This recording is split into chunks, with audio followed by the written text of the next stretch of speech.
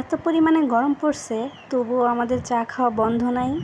চা তো আমাদের খাওয়া লাগবেই। তো এখানে আমি মাটির চুলা ধরাচ্ছিলাম, যদিও পারি না, তাও চেষ্টা করছিলাম। দেন হচ্ছে এখানে আমি পাতিলে গরুর দুধ নিয়ে নিলাম, আর এই দুধটা একদম টাটকা গরুর দুধ। তারপর হচ্ছে আমি দুধটা বসাই দিলাম চুলায়, আর এখানে আরেকটা পাতিলে দুধ দিয়েছে, কারণ এটাতে সেমাই রান্না করবে আমার বোনের ছেলের জন্য। তো এইখানে আমি কোনোভাবেই পাতাগুলা ভিতরে দিতে পারছিলাম না, আগুন সব উপর দিয়েই এসে পড়তেছিল। আমার তো খুব ভয় হচ্ছিল, না পারলে যা হয় আর কি। তারপর আমি আমার বোনকে ডাক দিলাম যে আমি আর পারবো না, তুমিই দেখো তোমাদেরটা। আমাদের বাসায় গ্যাসের চুলা, তার জন্য মাটির চুলাটা আমি তেমনভাবে ব্যবহার করতে পারি না। দেন আমার বোন এসে ঠিক করে দিল, আর এই তো দুধ বলক চলে আসছে। মাটির চুলায় আমি তেমন ব্যালেন্স রাখতে পারি না, কারণ কখন দুধ উতলিয়ে পড়ে যায়। আর এখানে হচ্ছে পুরোটাই দুধ, আমি এখানে একটুও পানি মিশাইনি। দেন এখানে দিয়ে দিলাম চা পাতা। তারপর আমার বোন দুধটা একটু নাড়া দিয়ে নিচ্ছে।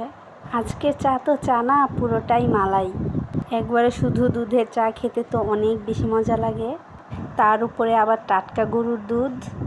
এই তো আমাদের চা তো চা না, জমে ক্ষীর হয়ে গেছে। এবার এটাকে নামিয়ে নিব। আমি একটু নাড়া দিয়ে নিচ্ছি যাতে উপরের সরটা মিক্সড হয়ে যায় চায়ের সাথে। এবার চায়ে শুধু চিনি মিক্সড করার পালা।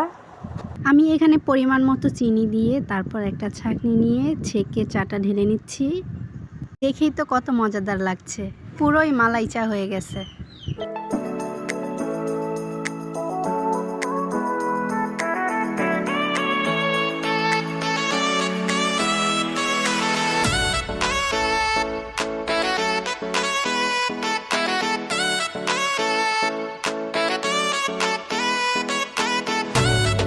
এই তো আমার টাটকা গরুর দুধের মালাই চা হয়ে গেছে। এবার আমি এটা দিয়ে দিব আম্মুর হাতে, কারণ আম্মু হচ্ছে চায়ের রানী আর আমি রাজকন্যা।